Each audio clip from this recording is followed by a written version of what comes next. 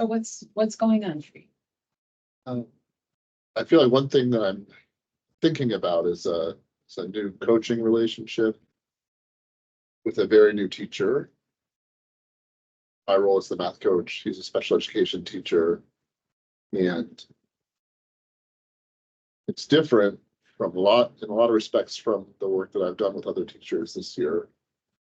One, because he's so new, it's like his first year, but also like no teaching or ed school experience, no background on how to be a teacher. Two, he was my 5th grade student, so that creates that hasn't been a problem, but that's a part of the dynamic, I think. He sees me as the teacher.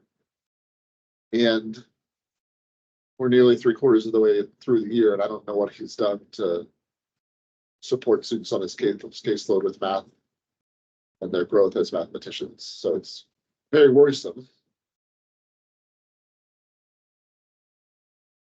So you're concerned because you're in a new coaching situation and working with a teacher that has some interesting challenges. Definitely. I feel like I'm also trying to find a balance of giving him tools and pushing him to do his job and making sure that he doesn't quit, because he already handed a resignation letter to my principal who refused to accept it, and now we're back at work. So teaching candidates are limited. I don't want him to leave before June. Over the summer, he can do what he wants. And I need him to start doing some math work with students and developing some tools to do that.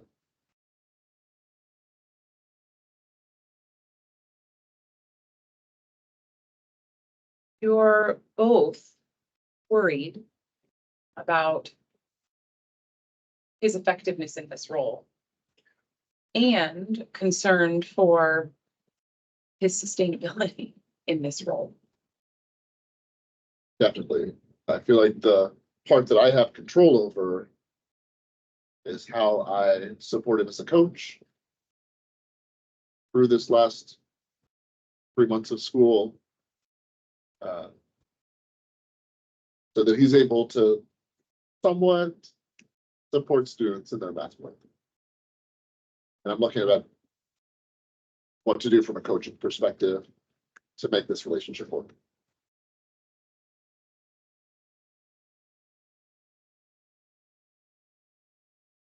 You're concerned about how this teacher is going to fare and what the best types of supports might look for him for the duration of this school year. All those concerns are under a bigger umbrella of concern for his students. You're concerned about this teacher and his effectiveness as it impacts students. Yeah, that's it.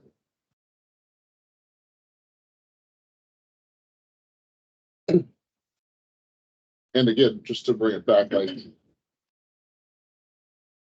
I know he's the one who's going to have to do the vast majority of the work with these students in their classroom, along with the classroom teacher.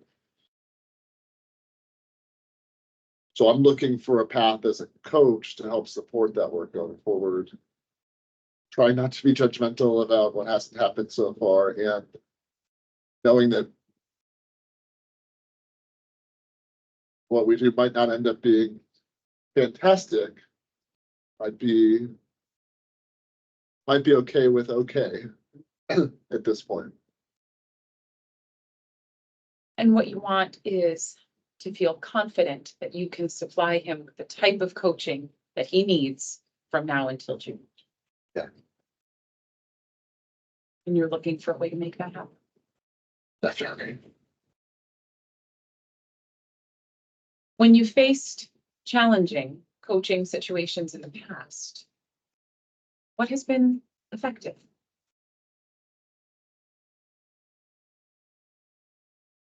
Like coaching situations can be challenging for different reasons. This one isn't. I don't think he's unwilling. I don't know. I don't know if he's unwilling. I do know that he's very green. He's a novice at this work. So I think, going back to basics with some things, although they don't really fall under the umbrella of math coaching, of just like how to use a Google Doc to track data, and like how to plan a lesson for a small group, and like how to organize materials for yourself and for students. Like, it sounds too simple, and I don't think it is.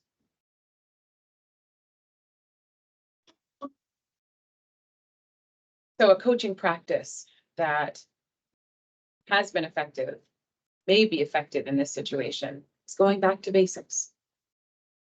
And I guess your question was, what has been effective in the past? I feel like that sometimes has been effective in the past, sometimes hasn't. So it's something I'm thinking about. So one option you're considering is perhaps more instructional coaching than math coaching. Yeah. What else?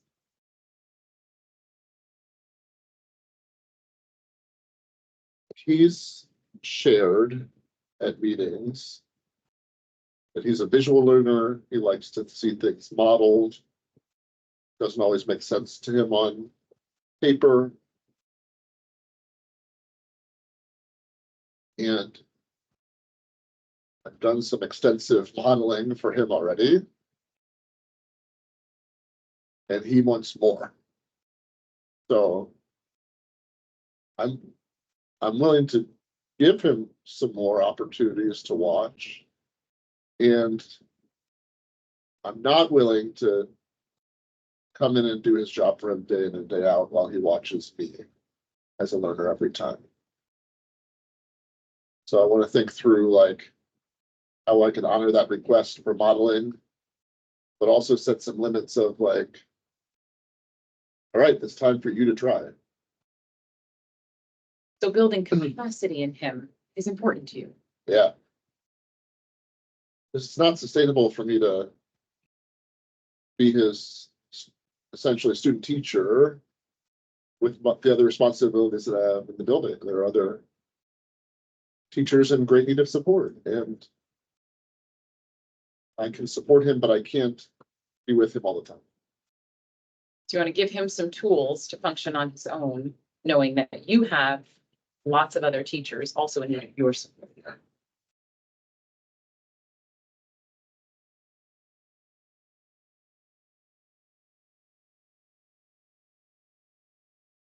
What resources might you have available to you, could support you in supporting him?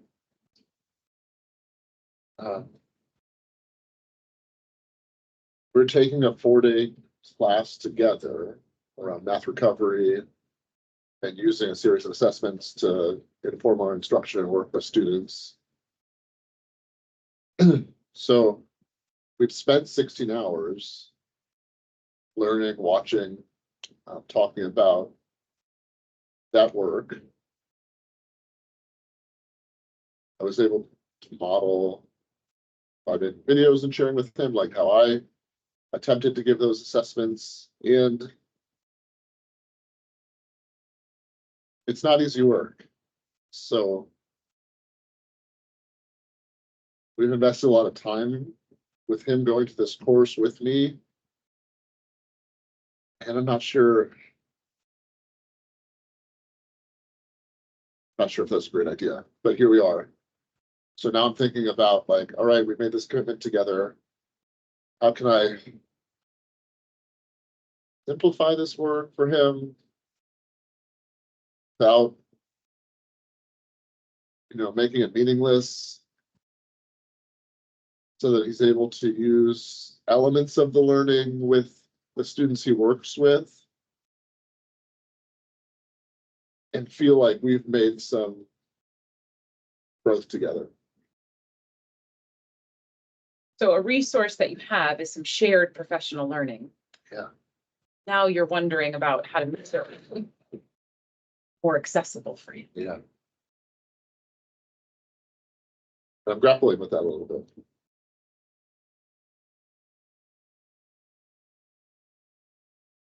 outside of professional learning?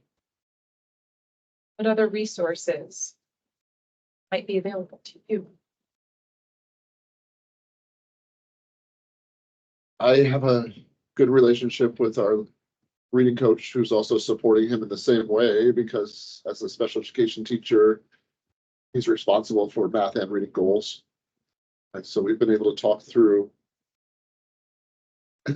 things that have worked and things that haven't worked for us. I know she feels the same frustration with the modeling. And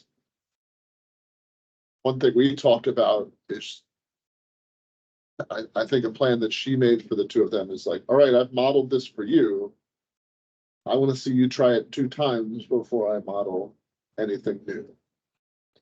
In a way, like instead of I'm not your teacher, but like we're learning together and you observe me and I observe you, and to make it a more colleague relationship. He's so young, and like I said, he was in my 5th grade class. It feels sometimes like he wants me to still be his teacher, which is very sweet and I think a little counterproductive to the work we're doing together. So I might see how that goes for her. If that was something that was successful, maybe mimic that strategy for math too. So an additional resource that you have in your building is a reading coach who's doing similar work to you, who's trying a strategy that could work with this teacher. Yeah, and often we're doing kind of different work, but since this work isn't so much like math or reading coaching, it's like instructional coaching, how to be a teacher coaching. Like we're finding that in this instance, the work is that we're doing overlaps a lot.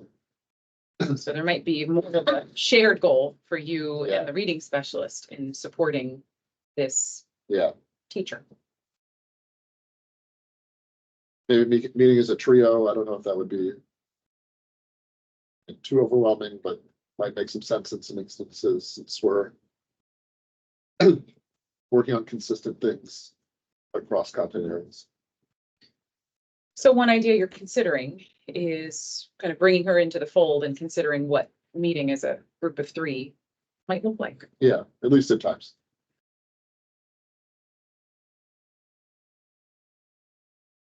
Keep coughing.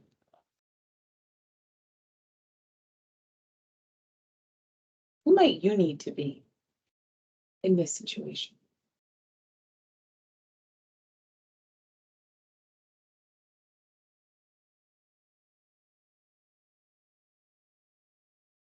It's a really good question. I'm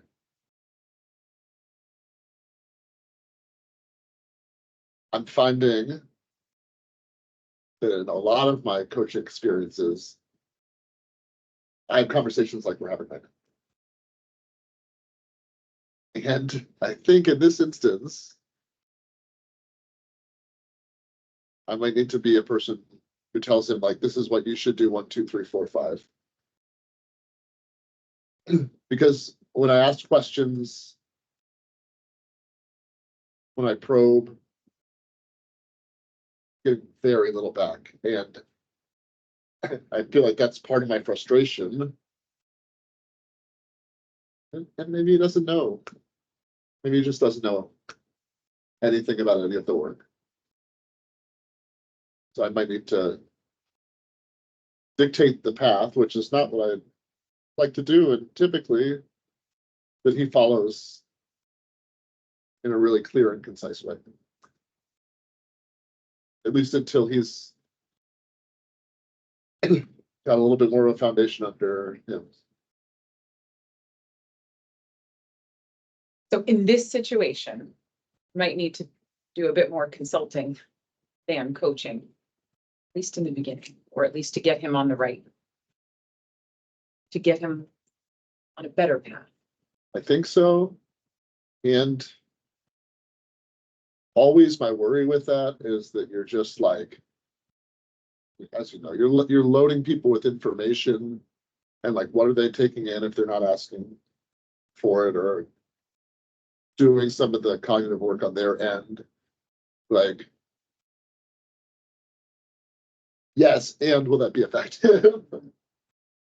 So you're considering this need to provide him with a little bit more direct. Yeah. Support, direct instruction. Yeah. And you're wondering how that also meshes with where he's at. Supports his capacity growth. Just as I hand it to you doesn't mean you're gonna do it and do it effectively. Do it at all.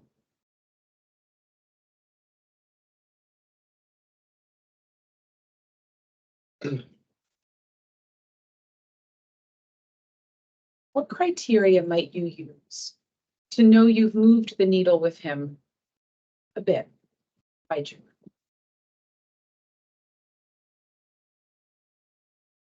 I think I'm gonna stick with a version of this math recovery work. So like, does he finish the class? Does he give the 3 aspects that are a required part of this class and videotape himself doing so? And we can talk about that. Does he then give elements of the assessment to his students and have conversations with the classroom teachers around this work? Right, like, I think what I really want him to do is like, we've done this professional learning together. I don't know what else you've done as far as professional learning. I think very minimal. So let's take at least elements of this work and try to apply it with your kids, because it's good work, important work. So some criteria you might use is successful completion of the course and him taking on some aspects of that work.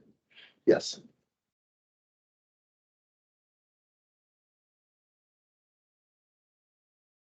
If you could wave a magic wand in June.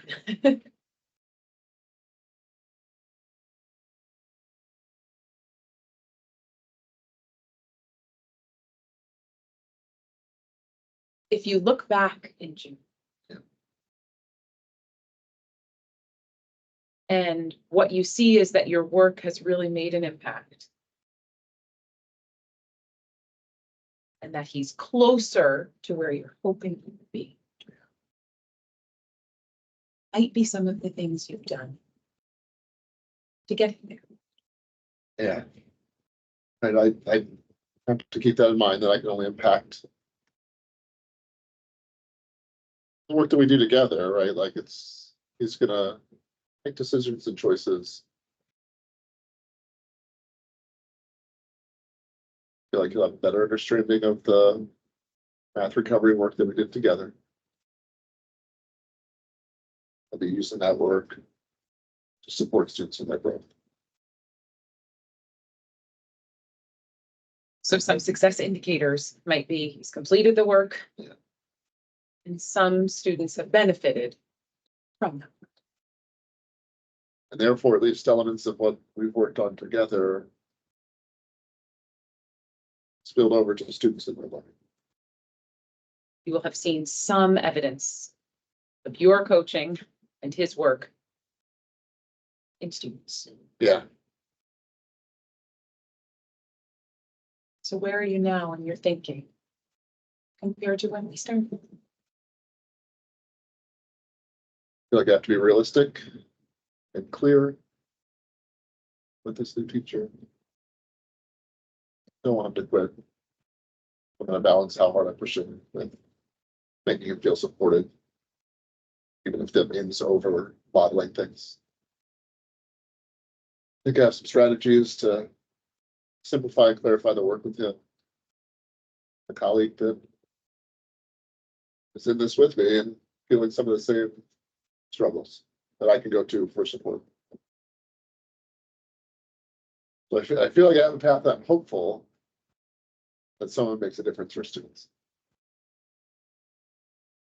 So you're feeling like you have a few more tools in your toolkit and a bit more hopeful about what your work will look like with this teacher. Yeah.